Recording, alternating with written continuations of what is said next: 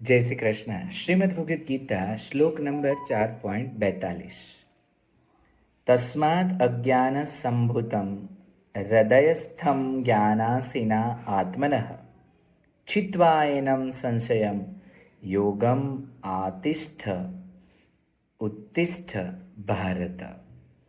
અહીંયા ભગવાન અર્જુનને કહે છે કે હે ભરતવંશી, તું હૃદયમાં રહેલા અજ્ઞાનજનિત પોતાના સંશયને વિવેકરૂપી તલવાર વડે છેદીને સમત્વરૂપ યોગ કર્મમાં સ્થિત થઈ જા અને યુદ્ધ કરવા માટે ઊભો થા. અને આ ચોથા અધ્યાયનો છેલ્લો શ્લોક છે. એટલે આને વ્યવસ્થિત રીતે સમજી લઈએ.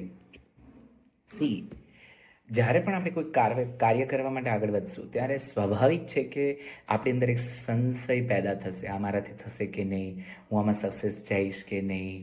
રાઈટ. જ્યારે વિડીયો કરું છું ત્યારે પણ મને થાય છે લોકો શું વિચારશે, મારી રજાઓ પડે ત્યારે શું થશે, મને જ્યારે બરાબર નહીં આવડે ત્યારે શું થશે, હું કેવો લાગીશ.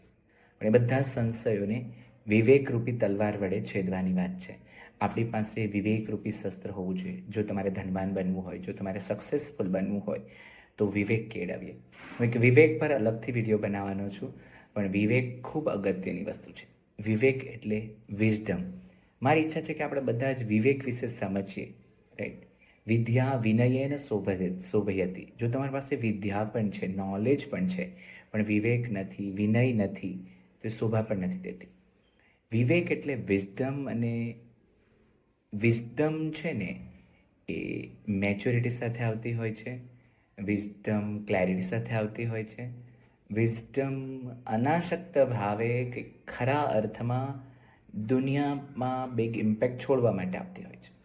સો બી વાઇઝ કે મારે શું કરવું છે, શું નથી કરવું. અને જ્યારે આ વિવેક આવી જાય છે ત્યારે બધા જ સંશયો દૂર થઈ જાય છે. અને જ્યારે સંશય નથી, ડાઉટ્સ નથી, શંકાઓ નથી, ત્યારે તમારી પ્યોરિટી કે ક્લેરિટી એકદમ ક્લિયર છે અને તમે જે પણ કાર્ય કરો છો એ કર્મયોગ બની જાય છે. સો આ શ્લોક ખરેખર ડિટેલમાં સમજવા જેવો છે. એટલું વધારે ઊંડાણપૂર્વક તો હું પણ નથી સમજ્યો, પણ આ શ્લોકને વધારે પણ ક્યારેક ડિટેલમાં સમજશું. For now, thank you.